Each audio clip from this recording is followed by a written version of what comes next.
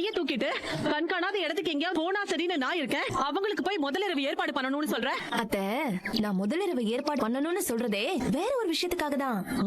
என்னது? இல்லத்த, அந்த தனா இன்னும் உங்க மகனை புருஷனா நினைக்காம செத்தோனவன தான் இன்னும் புருஷனா நினைச்சிட்டு இருக்கா. அவகிட்ட நீங்க உங்க மகனோட சேர்ந்து வாழணும், ஒரு புள்ளைய பெத்து கொடுக்கணும், அது இதுன்னு சொல்லிட்டீங்கன்னா மனசுல ஒண்ணு வச்சுக்கிட்டு இவன் கூட சேர்ந்து வாழ முடியாதுன்னு பைய தூக்கிக்கிட்டு அவெல்லாம் வெளியில கிளம்பி போயிடுவாள.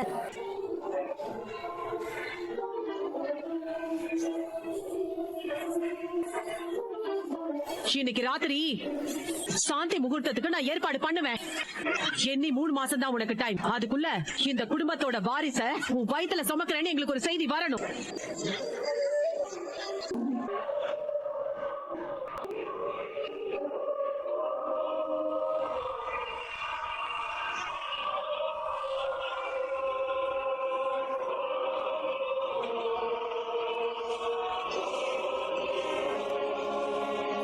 என்ன நீ நல்லா இருக்கீங்களா?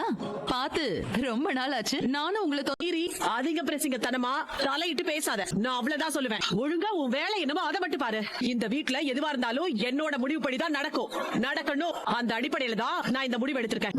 அப்படி பார்த்தா நேத்து இந்த முடிவு எடுக்கல. நியாயமா நேத்து தானே இந்த முடிவு எடுத்திருக்கணும். நேத்து ஒண்ணுமே சொல்லாம இன்னைக்கு இந்த முடிவு எடுத்திருக்கேன்னா என்ன அர்த்தம்?